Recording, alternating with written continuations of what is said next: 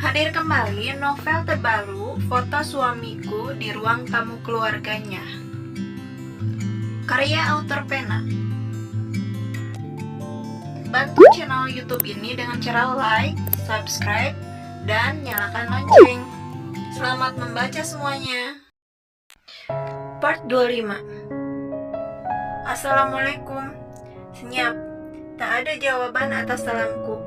Entah kemana Nara pembantuku. Mungkin dia sedang asik bekerja di belakang sehingga tak mendengar salamku. Kurubahkan bobot tubuhku di sofa, menatap sekeliling ruangan. Sepi. Tak ada lagi suara Ana yang menjawab salamku walau kadang terdengar terpaksa. Tak ada lagi dia yang menyambutku walau tanpa senyum untuk suaminya ini. Pulanglah sayang. Aku merintih di dalam hati. Sungguh, aku rapuh tanpa istriku. Tak kupedulikan lagi penampilan ini walau teman-teman bilang aku sekarang lebih tua dari usiaku yang sebenarnya. Dengan janggut yang tak beraturan di wajah, serta rambut yang tak lagi klimis dan kusisir asal, wajah juga kusut tak lagi ceria. Aku tak ubahnya seperti anak ABG patah hati. Itulah yang dikatakan teman-teman sekantorku. Namun, aku tak peduli dengan semua itu. Tiap malam, setiap mau tidur, aku selalu terbayang wajah istriku. Akankah dia baik-baik saja? Apa dia masih mual dan muntah? Siapa yang merawatnya? Apakah Arin merawat dia kalau sedang lemah? Ingin rasanya aku sekarang juga datang ke rumah Arin dan menjemput Ana. Tapi tidak, aku tak mau memaksanya. Aku takut itu akan semakin menyakiti batin Ana. Yang sabar, Rel, biarkan dia tenang dulu, jangan dipaksa. Aku akan memujuknya pelan-pelan, kata Arin saat aku datang ke rumahnya waktu itu.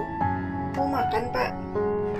Aku sedikit terkejut ketika Nara tiba-tiba sudah ada di dekatku. Enggak, Mbak, lagi ngenapsu, jawabku. Usia Nara masih cukup muda, jadi aku lebih nyaman memanggilnya Mbak. Masakan dia sebenarnya cukup enak. Namun, entah kenapa aku tak ada selera. Aku bahkan rindu dengan telur dadar atau tempe goreng dan sayur bayam buatan Ana. Menu sederhana namun terasa nikmat. Ponsel yang aku letakkan di atas meja terlihat bergetar, hingga membuat benda itu berputar-putar di atasnya. Dengan malas aku raih ponsel tersebut. Sungguh aku berharap ini adalah pesan Ana yang memintaku menjemputnya. Innalillahi wa inna ilaihi raji'un, Rel. Luciana meninggal 2 jam yang lalu. Lututku terasa lemas mendengarnya. Sejenak aku terdiam. Aku bingung harus apa. Kenapa secepat ini, ya Allah, gumamku. Padahal kemarin Lucy berjanji padaku akan menemui Ana dan menjelaskan semuanya. Teringat percakapan terakhir kami kemarin. Ini ulah Riana, Rel. Dia sengaja mengambil video kita lalu dia kasih ke Ana. Dia ingin menghancurkan rumah tanggamu. Aku menengok menatap Lucy. Dari mana kamu tahu, Lus? Nindi, anakku berteman dengan Tasya sejak dia ikut Bimba. Saat itu, Tasya anakmu salah bawa ponsel. Aku nggak sengaja melihat galerinya dan ada video kita pas ketemu di restoran dekat rumah sakit waktu itu. Kamu harus jelaskan semuanya ke Ana, Rel. Sudah, Lus. Tapi Ana lebih percaya Riana daripada aku. Riana sudah mencuci otaknya. Nanti aku bantu jelasin, Rel. Ana harus tahu semua belang Riana. Setelah diam beberapa saat, aku segera ke kamar untuk mandi dan ganti baju. Tak lupa aku telepon atasanku kalau aku harus takjiah ke rumah Lucy. Aku lihat rumah Lucy sudah ramai dipenuhi orang takjiah. Farhan memeluk Lindi di hadapan peti mati Lucy. Kedua netranya memerah. Mama, Mama, Papa, kenapa Mama dimasukkan ke situ, Pak? Nanti gimana Mama mau nafas? Gimana kalau Mama lapar? Mama makan apa nanti? Teman Mama siapa di dalam? Ujar Nindi sambil menunjuk peti. Usianya yang masih balita membuat Nindi belum mengerti dengan apa yang terjadi terhadap mamanya. Beberapa pelayat juga tampak menitikkan air mata. Kusentuh pundak Farhan. Saat ini, Nindi sudah dibawa pergi oleh seseorang. Sepertinya babysitter membawanya. Yang sabar ya, ujarku lalu kupeluk Farhan sahabatku. Farhan kemudian cerita dengan terbata-bata. Menurut polisi, mobil Lucy menabrak sebuah pohon besar dan kemungkinan mengalami remblong. Sabar dan berdoa Han, semoga amal ibadah Luciana diterima di sisi Allah SWT. Netraku menangkap sosok yang aku rindukan di seberang. Ana duduk bersebelahan dengan Arin. Wajahnya sedikit pucat. Ya Tuhan, apa dia baik-baik saja? Aku perlahan mendekat. Posisi Ana yang duduk menyamping membuat dia tak menyadari akan kehadiranku. Sayang, sapaku. Ana sedikit terkejut melihatku.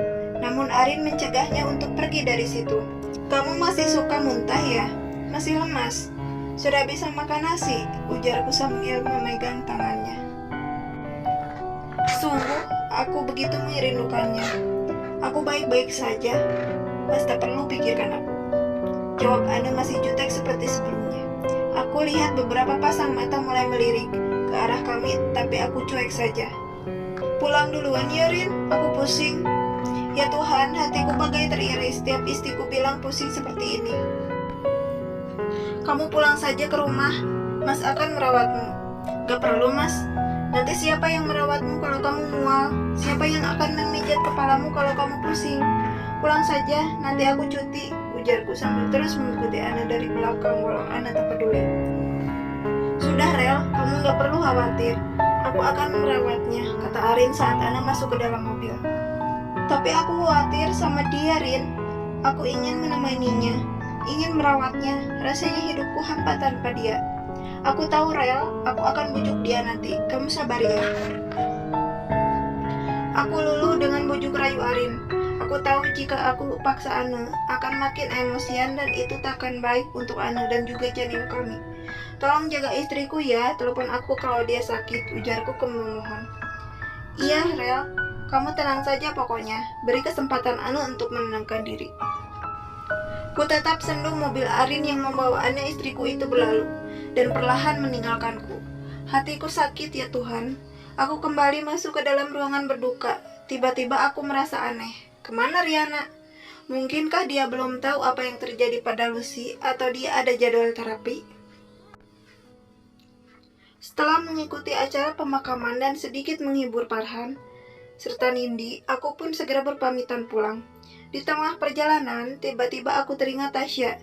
Sudah 1 minggu aku tak menjenguk anak itu karena terlalu asik melayani perasaanku sendiri. Beberapa kali Tasya menelpon meminta aku datang, tapi aku selalu beralasan sibuk. Aku mampir dulu ke toko mainan untuk membelikan boneka untuk kuberikan pada Tasya. Aku yakin anak itu pasti akan suka dengan boneka yang aku berikan. Selesai memilih dan membayar boneka di kasir, aku segera ke rumah Riana. Setelah beberapa menit perjalanan, aku sampai di rumah Riana. Rumah tampak sepi, tak kelihatan Tasya di sana.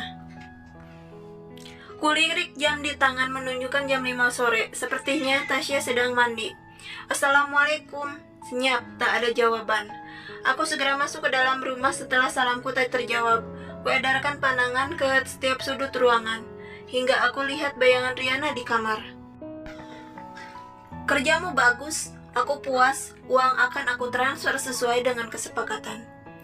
Aku terkesiap mendengar percakapan Riana di telepon itu. Kerja, uang, kesepakatan? Kesepakatan apa? Riana telepon dengan siapa?